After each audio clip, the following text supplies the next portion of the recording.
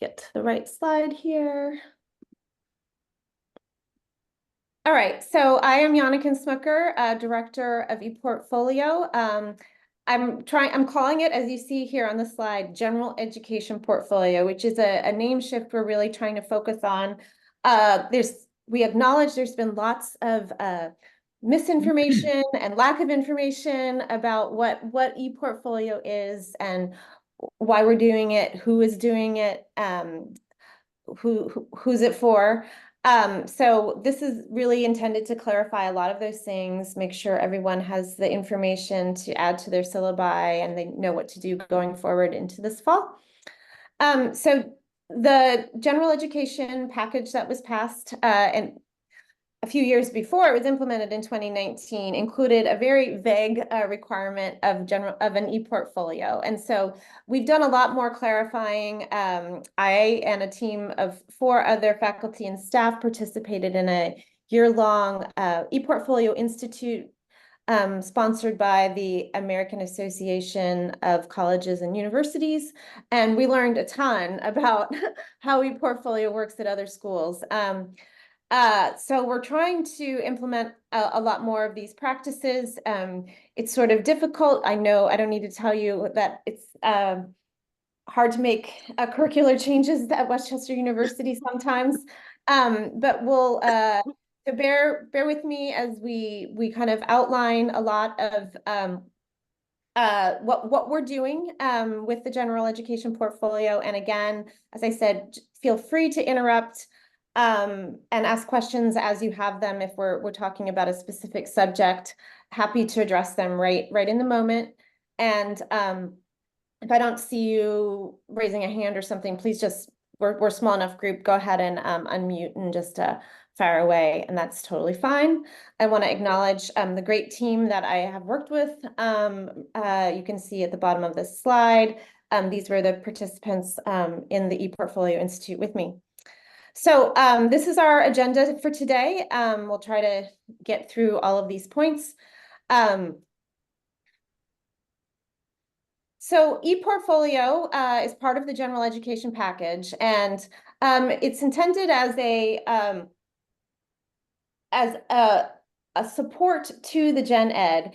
We know that when we created gen ed reform, implemented it in 2019, a lot of it was designed to help students make connections across their gen ed so they don't, or think of it less as a series of boxes to check off. So this is supposed to help with that connection making, really through the processes of reflection and metacognition. These are all the things that ePortfolio could in theory do. We're really trying to hone in on that reflection element, as that's where the pedagogical magic really happens. It's the learning, thinking about your own learning really deepens that learning. And so if we help students think about how all of their gen ed courses relate to one another and how they relate to their major and how they relate to some of their extracurriculars, all of this will resonate more and make a lot more sense, have deeper meaning to them. So sort of the nuts and bolts of what it is. It is a collection of assignments. We call those artifacts in portfolio speak. And each general education course a student takes during their college career, they should be uploading an artifact from that course to their ePortfolio. And that artifact should be designed to meet the specific gen ed goal for that class. So I was working on a syllabus today for a class that is both a writing emphasis and a speaking emphasis. So the artifacts that I will be asking them, my students to load into the portfolio will be ones that meet gen ed goals 1 and 2, which are communicate effectively and analyze and critical thinking. I'm sure I'm not phrasing that specifically, but you can check out the whole list of gen ed goals on the document that I linked to. So part of the confusion has been that students create their portfolio during their first year experience course. And so it's very much associated with FYE, but we're trying to make sure it's associated with all of general education. In FYE, students learn how to create their portfolio. And we build it using Google Sites. That's the tool that we, when Westchester, well, Paschy-wide became a Google campus, we were able to start using Google Sites since D2L no longer supported the portfolio tool that was embedded. You might still see a portfolio listed on a D2L shelf for your course. However, that portfolio is connected only to one course, and we needed a tool that connects across courses. So Google Sites is our solution for this, and I'll show you some demos of that in a moment. Then students created during FYE, and they have two specific assignments that they load during FYE, their 4-year plan and their statement of purpose video. And then at the other end, at the capstone is now a general education requirement for each major as well. Students will look back at everything they have loaded into their general education portfolio and do some reflection on all of that. And that reflection piece that occurs during capstone is something that'll vary from major to major. When the capstones were all recertified, this was one of the things that was included into those syllabi. I'm teaching the capstone in the history class this fall, in fact, and so I have a reflection prompt that asks students to look back at everything they've loaded into their portfolio along the way and connect it, use it as evidence, as we do as historians, as primary sources to kind of chart their college career and how they've changed over time, to look at their own growth. Number of different prompts are in that reflection. So just to reiterate, you build it during FYE, every gen ed course along the way, you add artifacts from those courses, and then in the capstone, you look back at everything in your portfolio and do that metacognition. So this is a little bit more in the weeds of how we're implementing it. Some of this I've already mentioned. We have these various points along the way. However, I want to emphasize that at this point, so if you're teaching a general education course, like a distributive or foundations course that's somewhere in that middle pack of gen ed courses between FYE and capstone, your only obligation is to identify or have students choose from several options of artifacts that they load. And ideally, this is what we have found from running a faculty learning community last fall. We recommend that those students also do at least some kind of short reflection along with that artifact that they're uploading from a given course, because that way, when they're in their capstone, their kind of memory is jogged and they can recall what they were thinking about that particular assignment when they created it. This is something that is not mandated. I want to emphasize that. But we're recommending it as a way to really help students make sense of why they are doing this general education portfolio, that it really is about reflecting on one's own learning.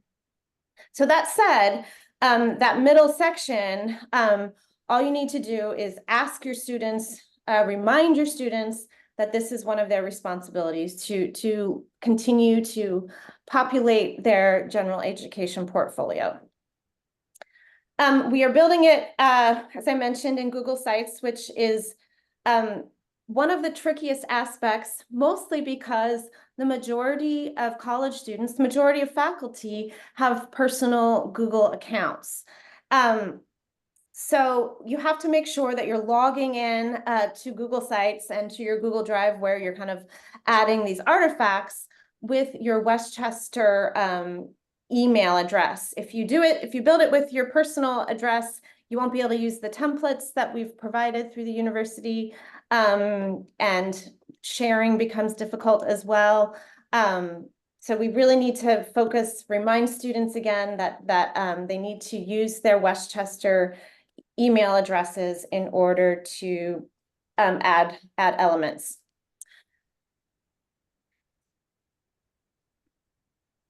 I'm going to just show you an example of a e-portfolio. This is a student that I had in FYE a few years ago, and she's now a senior. I think she's a senior. And I want to show you sort of what a populated, customized portfolio looks like. So Tegan took the basic template that we have, and I'll show you where you find that in Navigating Digital Learning, although that's not your responsibility unless you are teaching FYE. We aren't expecting instructors to become the tech support for this. So we really are wanting you to know the basics of how it works and who to direct your students to if they need that tech support.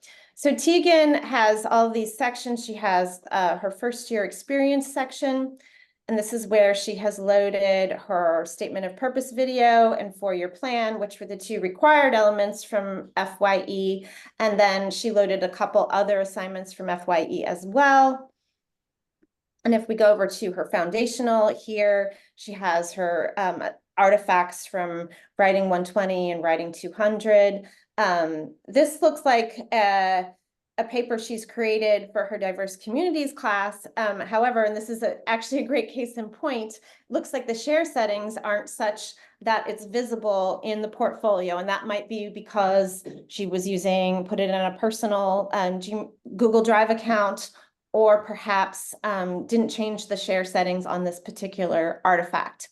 And these are the kinds of troubleshooting that I've largely been doing. We're trying to make sure we have a dedicated person in IT that can kind of help troubleshoot the Google Sites permissions issues.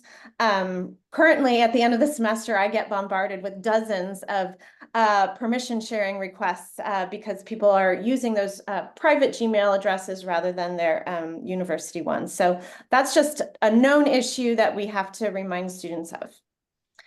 I'm gonna hop back over to the slides. Any questions before I move on? Yeah. Hi, Annika and Sue. Hey, Susan. Hey, who is that person in IT? I was not aware that We don't have one. We want one. Okay. So that's why you're doing it. Yes. Okay. So this and that is, it's partly a pain point because we don't really expect the IT to know the purpose of this general education tool, but we expect them to be able to tell a student how to change their permission settings in Google. And so that's one of the tricky elements at the moment, is that it would be wonderful to have tech support that could do both of those things, help students figure out if they've messed up some kind of permission, or having trouble with Google Sites in some other way, but also can talk about the pedagogical reasons that we're doing this and how it fits into the larger general education package. That would be my goal, is to have a person who could do both of those things. Right. Okay, but so we do run into that particular issue a lot. So I just wondered. Yes, we do. In FYE, which we're of course about to start. Yes, absolutely. And that's, when I think back now on the decision to use Google Sites, if I had known how much trouble we would have with that permission issue, I may not have recommended it, but we shall see, right? Yeah. And we've made the decision for now to use this as the platform. Thanks. Yeah. Okay, so I am going to talk about that sort of pedagogical underpinning. This is something we really learned a lot about through the ePortfolio Institute at AAC&U. And there's a lot of literature in the scholarship of teaching and learning on the benefits of ePortfolio. This is just one of many articles that I could point you to, but this one I really liked, that it had some sort of first-person testimonials about the benefits of portfolio. And it's about building charting and building a student's growth over time, their personal and academic identities, as it says in that first bullet point, so they can make those connections across various projects and courses that they are working on. And that's really where this keyword integration comes. Facilitate the integration of learning as students connect learning across courses and time. be focused on developing self-assessment abilities in which students judge the quality of work using the same criteria experts use. And that's really a great benefit of having a whole collection of things that have been added over time. So then when they are in that capstone class, they can look back and assess. They may never want to look at that paper they wrote in first year writing, but they'll be able to see like, wow, I have really grown as a communicator, and I now can write with a lot more sophistication. I have found my voice as a writer. And these are the kinds of things that they would be reflecting on, this metacognition element. And it'd be great to have that metacognition happening all along the way, which is why I am offering reflection assignments to go along with the artifacts in my gen ed courses, and you might choose to as well. But it also, it helps, as this final bullet point says, help students plan their own academic pathways as they come to understand what they know and are able to do and what they still need to learn. So it really has great benefits, but we need to communicate these benefits in much clearer ways to the students, or else they will just tend to view this as another requirement, as busy work, etc. So the more you can like focus on, this is the reason you're adding this artifact to your portfolio, because then you'll have this whole great connection. You can chart your academic pathways, you can chart your own growth, you can understand what it means to be a learner over time.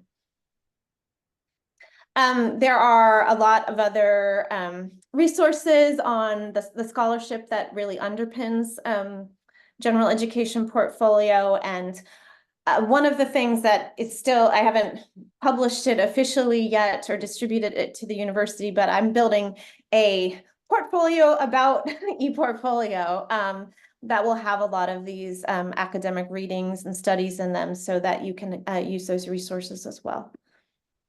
So again, your responsibility, this is a need to know situation when the semester starts in a few days.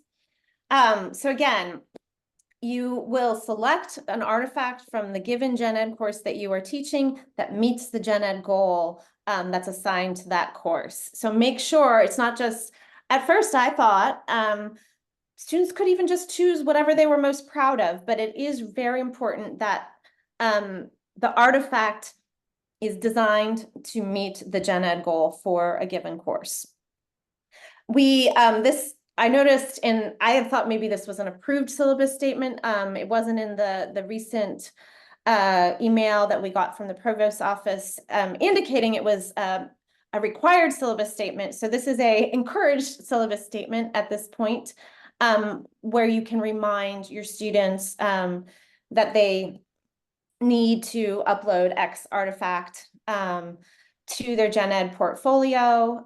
This was included in the email invitation to this training today. I can also share the link to these slides. Once I've gotten through them, I'll put that link in the chat so that you have direct access to the syllabus statement that you can adapt for your own purposes.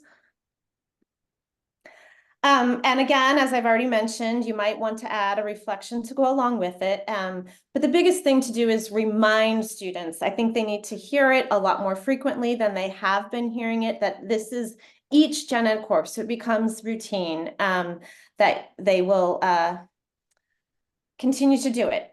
It is currently sort of on the honor system in that there is not direct accountability unless you as an instructor want to incentivize it by making it a graded requirement, or even offering students some extra credit if they send you the link to their general education portfolio. And I just want to be clear, even if you add that element, you don't have to go look at it or grade the portfolios. It's just that added check that they are having to send you a URL to their ePortfolio that shows that they have actually uploaded the assignment. We've been trying to brainstorm ways to give it a little bit more teeth without having to mandate a whole nother requirement through CAPC. And so it's really encouragement at this point, but this is a way that we encourage you to encourage the students to fulfill this obligation. We know that another pain point is transfer students who come in not needing to take first year experience. and they will not obviously have built a general education portfolio.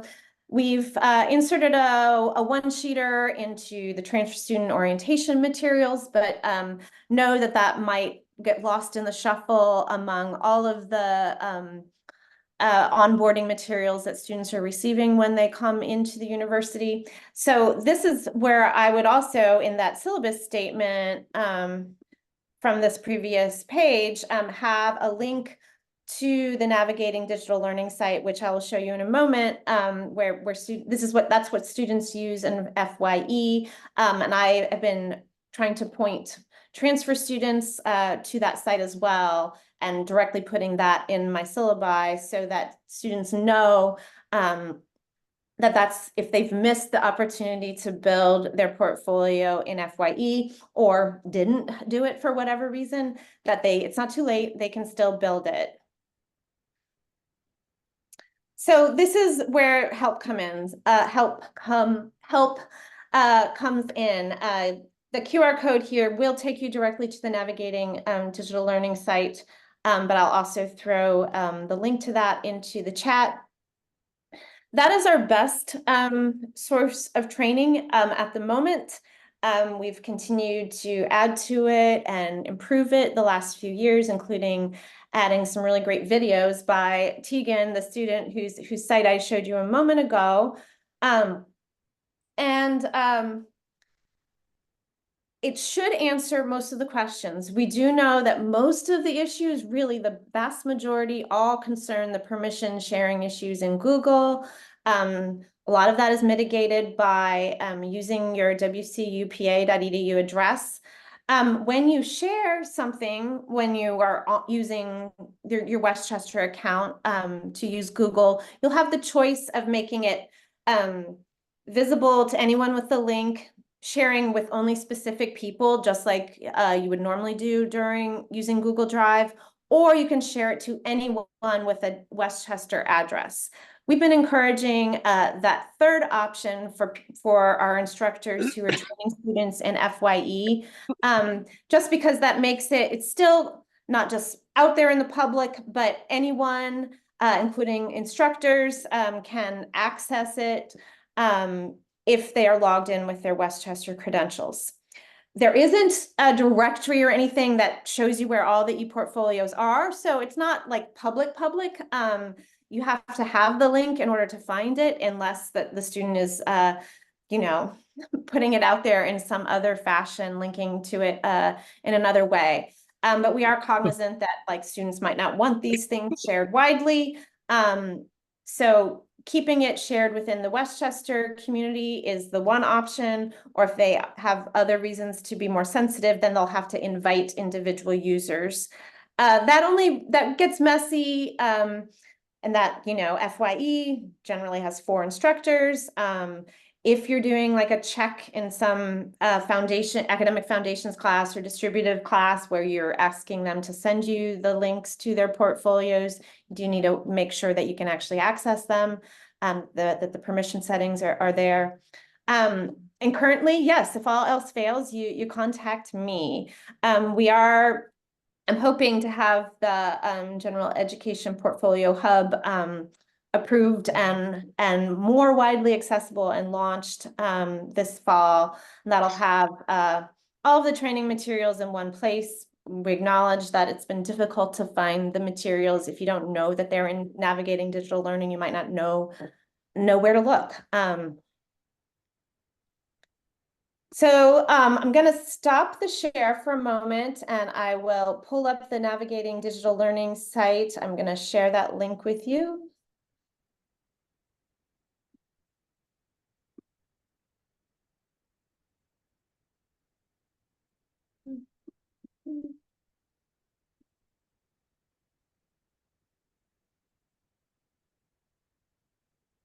And feel free to start asking questions at this point as well.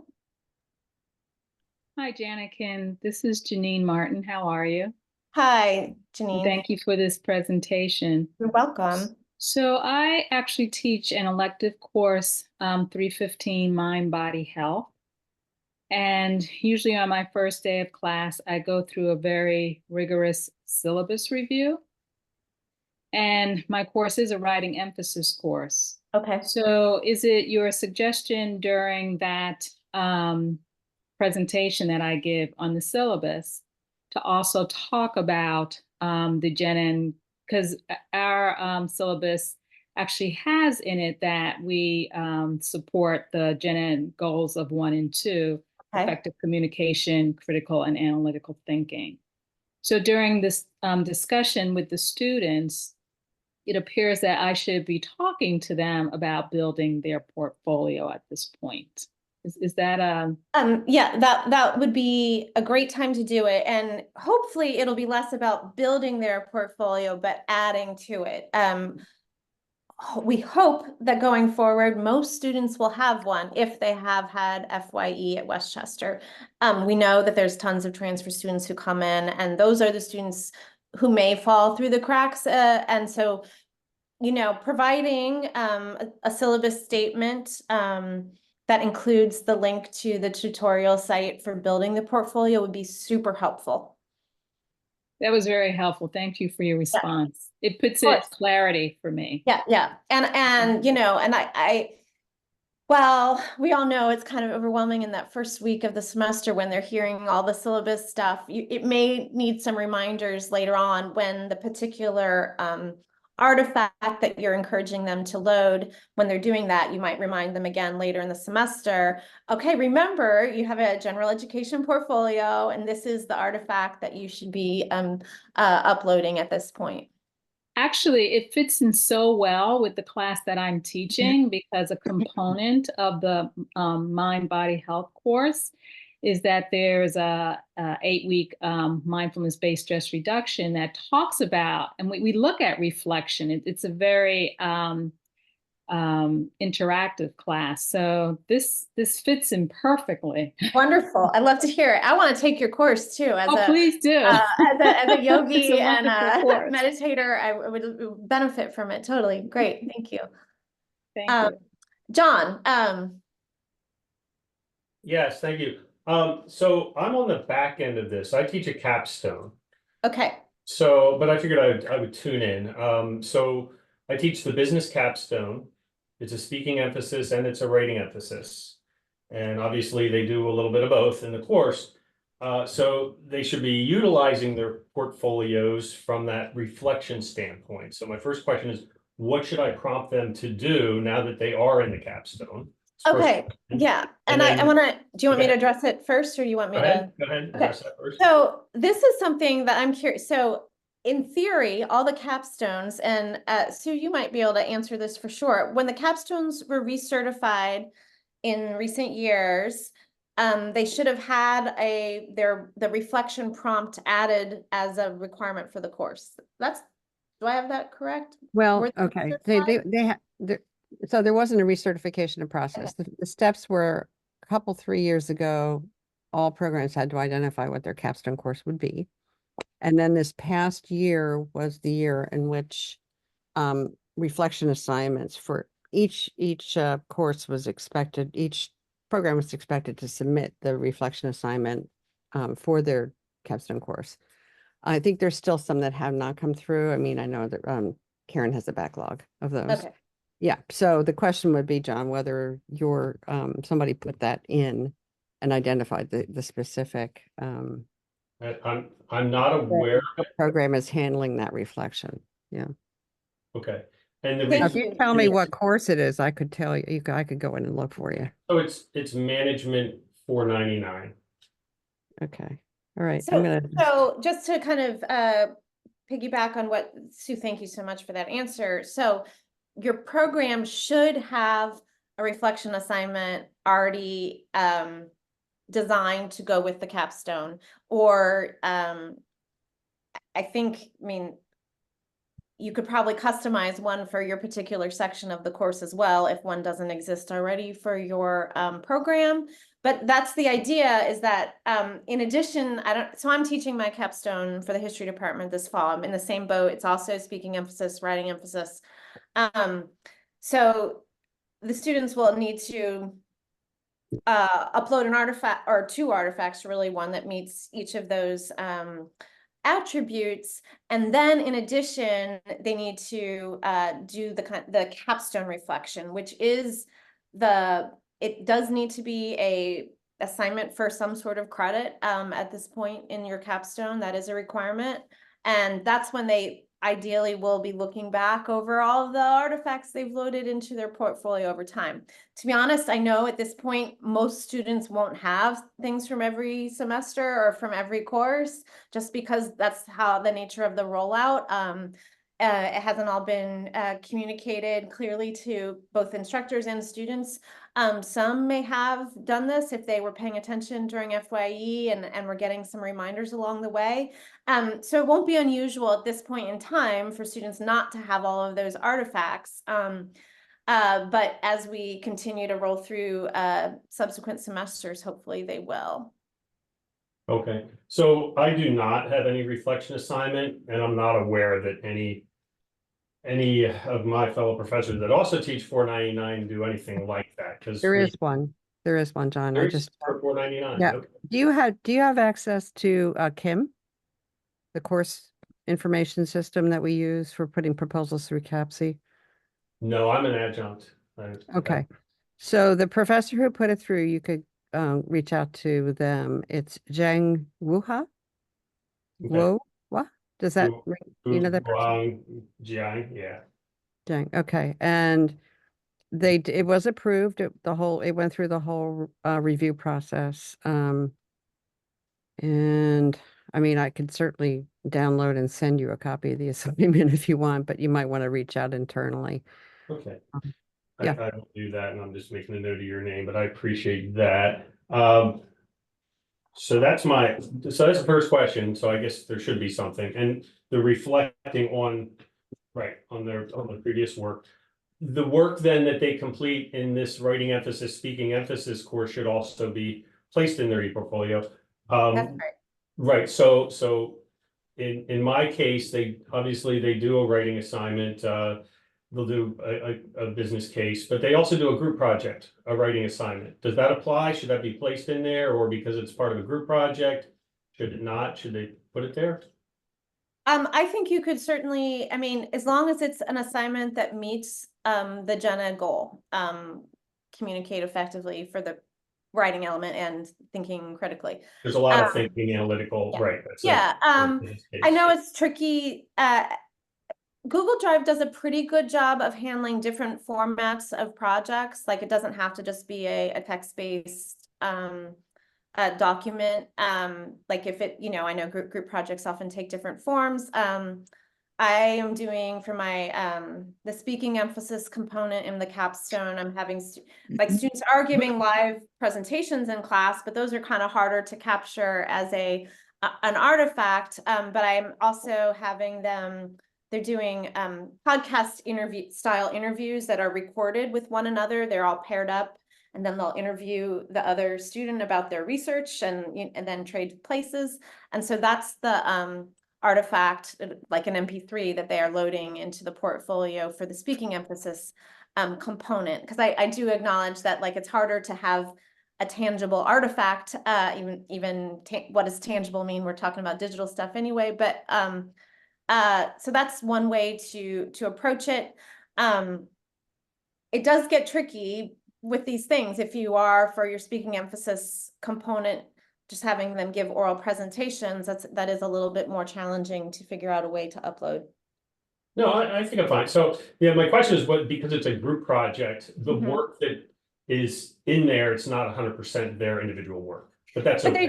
They would still be, doing the metacognition about their role in that project, I would think. And for speaking emphasis, it's business. So in both cases, they do a group project presentation, they do an individual, and they use PowerPoint slides. To what extent? Some use very basic slides, some will use something more elaborate, but I assume that would be the artifact. Yeah, I think that sounds right to me as well. Okay, you've answered my questions. Thank you. Great. And thank you. And I'm glad that you're here today, especially since, this is exactly why we're doing it. We know that not all of the dots have been connected across campus. Well, I'd rather do it right versus getting caught, right? So. And that's, you Yeah, know, right. and the getting caught, I mean, it is tricky right now. The thing is, it is a requirement for graduation. However, no one's checking presently to see if students have completed their portfolio in order to graduate. It's not part of the graduation clearances. So just do your best and encourage students to fulfill their obligation. And you know, I certainly had students last year saying, oh, will they let me graduate if I don't do this? And like, you know, it's hard to walk that line of like, no, you'll still graduate, but please do it anyway. So we haven't quite figured out the accountability component presently. And so I don't know if that'll change in the future, or best case scenario would be that we would have a culture shift where students would just understand this was part of their process and that they would value the metacognition. But we know that we have to create some buy-in around that. Very good. Thank you. Mhm. And thank you, Susan. Any other questions about how this all works?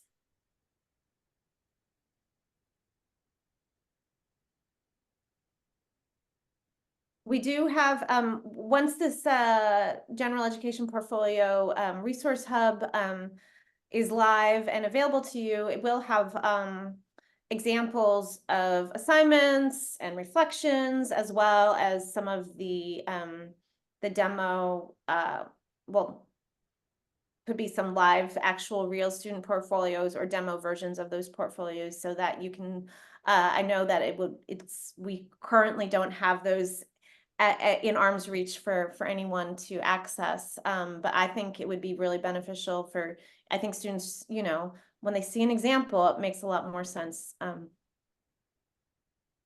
I Jenny, think we're seeing examples in FYE, or at least maybe they are, probably depends. Sorry, go ahead. oh, I'm sorry. So once again, interestingly enough, in the course that I teach in 315, the students are required to write an autoethnography. Oh, cool. So it's a reflection, it's a reflective paper. So I'm thinking they could actually use that as their reflection. Yeah. Absolutely. Yeah. Okay, great. Thank you. I think that would make a great choice of artifact, since it meets, you said it's a writing emphasis, is that right? Yes. Yeah. Yes. Totally. Great. Thank you. Yeah. I have a quick question. If it's a speaking emphasis course, it has to be, they have to have a recording of it, of the artifact? Sue, do you have any feelings about this? This is something we haven't totally encountered. I it don't have should- any insight on that at all. You might reach Yeah. out to Karen, Yeah, Karen I Mitchell. right. I- the speaking I think emphasis. we need to clarify this for sure about speaking. I mean, in my own speaking emphasis class, I decided to create an assignment that would be recorded for this very reason. But I think it seems sort of onerous to have to set up video cameras for every presentation in order to make this happen.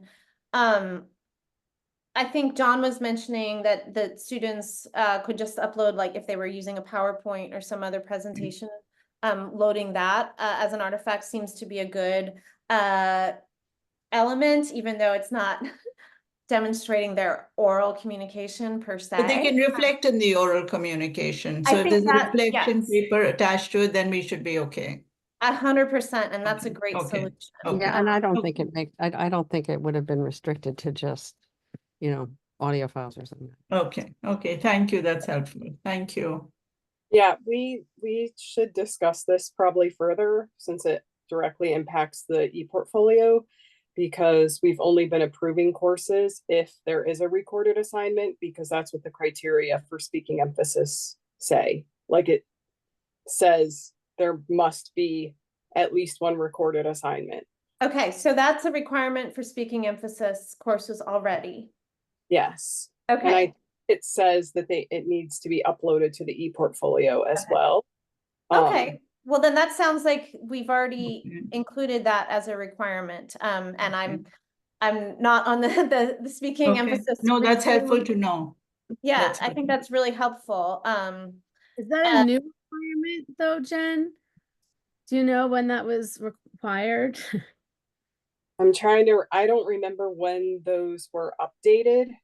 But for the revalidation of courses, that it's probably new for the revalidation. So like if you had a speaking emphasis course that was created and approved 5 years ago, it probably wasn't. But if you've had one within the last like 2 years, it has been. Okay, yeah. So Sunita, when I did the 304 speaking emphasis, that we just had to indicate which assignment would be uploaded to the portfolio. It did not have to be recorded. So I Okay. lesson listed for that class. Okay. Okay. Just Okay. I'll reach out to you later. Thanks, Jen. no problem. Yeah, Thanks, Jen. and if there needs some adjustment on that because it's too much for the e-portfolio, then we should definitely revisit that.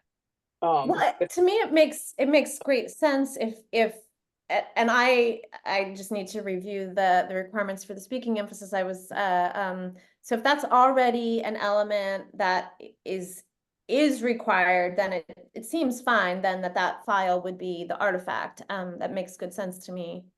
Okay, cool. Thanks.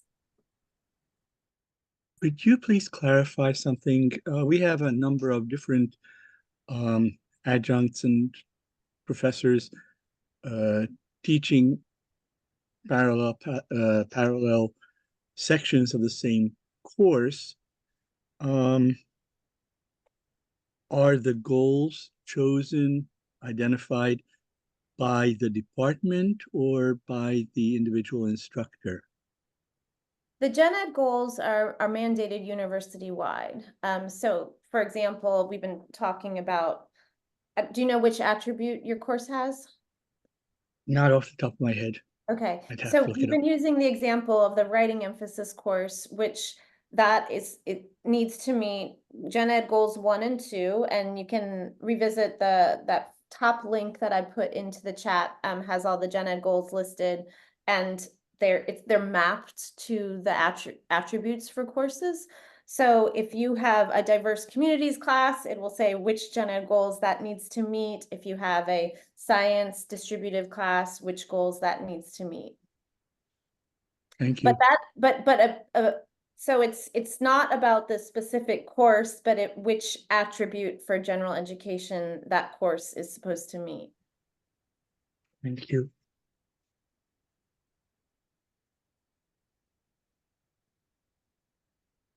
Any other questions? Yeah, go ahead.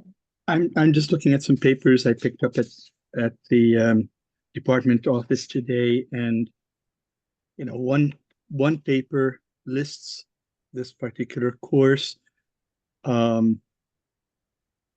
general education courses, and the other one where it says general education requirements does not list this course under fall 2019 and later. So I'm just.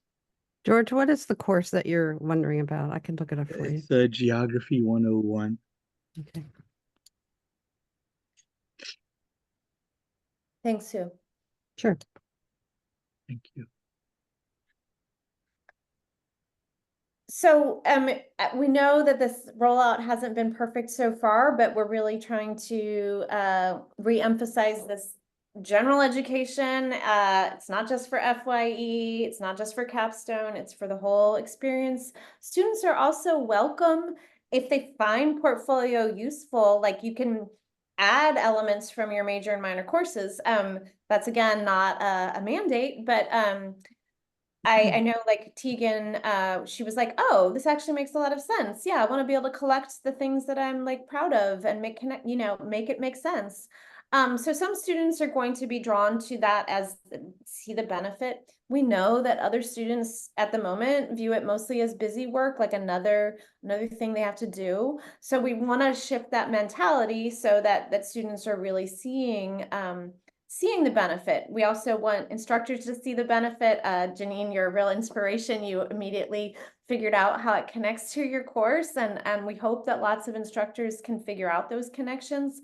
But we know that some of this is really a cultural shift that has to happen, and once we get into this and get everybody on board, and we know that some of that is just about making people more knowledgeable about it. It has been kind of mysterious so far, so we want to really demystify it and make sure everyone understands its purpose. I think this goes across the board. Anytime you're assigning something to a student to do, if they know why they have to do it, it makes it really helps. It makes a lot more connections, a lot more sense to them. That goes from like a dumb quiz to like, yeah, their research seminar, paper for a capstone. I mean, explaining what the purpose of it is helps them make it make sense. I have the information for George. George, that course meets a behavioral social science distributive requirement.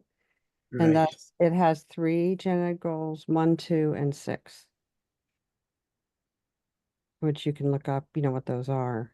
So then whatever the criteria are for the artifacts from that course, you know, I think it would be to focus primarily on goal 6. Right. Okay. Because so all of the gen ed courses meet 1 and 2. So the unique thing for just the BSS courses is in your case, goal 6. In other departments, it might be goal 3. So That's super These, helpful. And great to Thank you.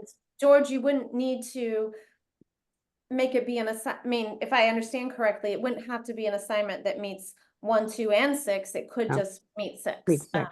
I see. And- Okay, And I think the other thing especially for the adjunct faculty, but for everybody on here, right. every department has a CAPC rep. That person's job is to represent your department to the CAPC assembly. They all work on CAPC, but the other half of their job is to support the faculty in their departments. I can't think off the top of my head who the rep is for geography, but that person should be a resource to you. Okay, thank you. Yeah, you could check with the chair and the department chair. And these goals would be listed, would be available at the URL that Yannickin gave us at the beginning. Yes, the top you. link, that one that says Gen Ed Program 2019 has it Thank you. all. It's a really helpful document for mapping right. the Gen Ed goals to whatever your attribute is. Thank you. Mhm. Anything else I can help you with? I know time is precious. I don't want to keep you any longer than I need to. I really appreciate you all coming today. We want to do more trainings, this one is very much an informational one. We know you need to know this stuff to like get your syllabi ready, but we plan to do some more that are more workshop-y, hands-on things. So pay attention for other opportunities coming in the academic year ahead. And good luck. Hope to see you all around campus. Yeah. Thanks, Annika. How do I save the information in the chat after we leave? Let's see. If the URL, you could probably just click on it if you're on a depending what kind of device you're on, and it'll Right, open right okay. up. Okay, it's open. Thank you. Then you can save that in your browser or however you'd like. And yeah. Yes. Great. Thank you. You're welcome. Good luck, George. Thank you you. so much. Thank you, Janine. Really great to meet you, and I hope I can hear more about your class. Sounds amazing. Oh, thank you so much. You take care. You too. Bye-bye. I don't want to close down the chat until I know that you've got it, George. I've got the first one up. That's not a problem. The Great. second one asks me to log in. Oh yeah, it probably is going to ask for it'll just be your Right, Westchester sure. login that you use for everything Right. else. Okay, so that's up. Thank you. You're very Thank you welcome. very much. Take care and good luck. Thank you. Bye-bye.